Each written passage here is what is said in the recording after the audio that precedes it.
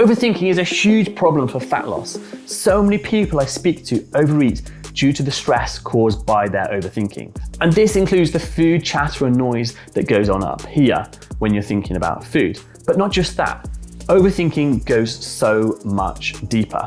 Watch on, because in this video I'm going to cover what overthinking actually is, why overthinking makes weight loss hard, common mistakes people make that worsen the problem, and finally, practical strategies to fix your overthinking cycle and make fat loss so much easier. So overthinking, which can also be described as rumination, worry, and overanalyzing situations, is a natural human thing to do. I just want you to understand that to start with. So if you are an overthinker, there is nothing wrong with you.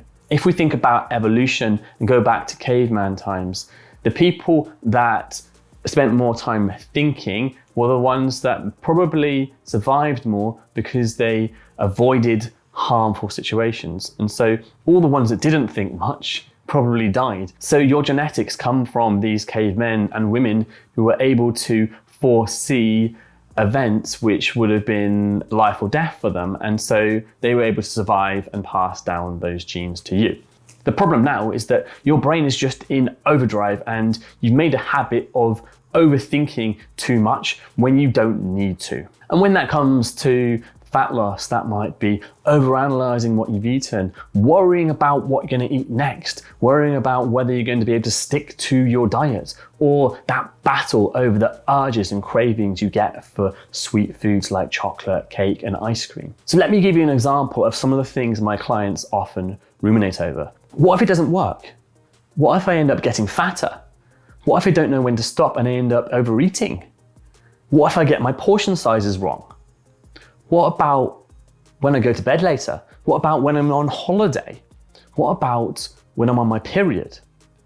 All these things are common things that your brain will bring up and make you think about. And there are endless things you will overthink. Your brain is a thought-producing machine, and so it won't stop. And then too, there's the guilt after you've eaten something you wish you hadn't. Things like, what is wrong with me? Am I broken? Why do I keep doing this to myself? And common diets are often part of the problem causing the overthinking with food. As I mentioned before, sometimes referred to as food chatter or food noise.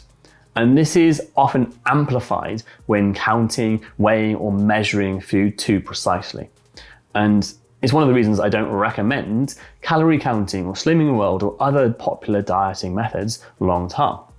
But it's also why when people do things like intermittent fasting, they feel free because they have to think less about food now, and it's liberating for them. But then there's also the overthinking about your clothes, pinching your skin and questioning your worth the whole time. That endless chatter up here. And when we think about it, you are basically trying to predict the unpredictable and control the uncontrollable. Your brain brings up every possibility and you end up overanalyzing steps 98, 99, and 100 when you're only on the first step. And as a result, you end up overwhelmed and confused, and you end up taking zero action because you can't see a clear path ahead.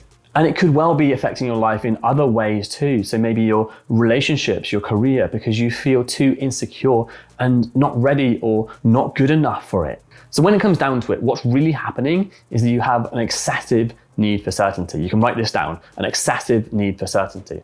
So you want to know what's going to happen, when it's going to happen, how it's going to happen before it happens, which is impossible, right? So now you've understood this, you're ready to move on to step 2, which is why overthinking makes weight loss hard. So a lot of people I speak to struggle with emotional eating in their weight loss journey, and it's holding them back because they're eating calories they don't want to be eating.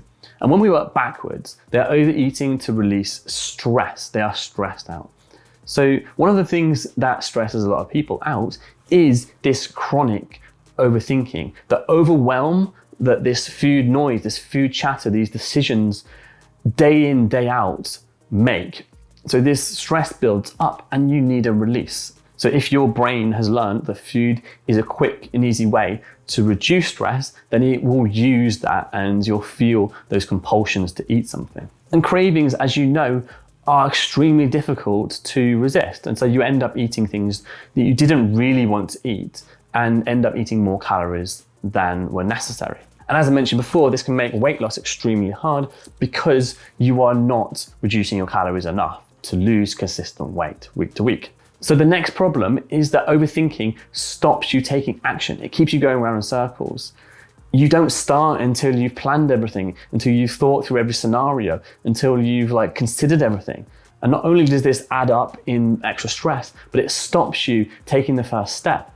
And so before your diet starts, you don't take action, you don't start, you procrastinate. And this is a huge problem for getting results as well.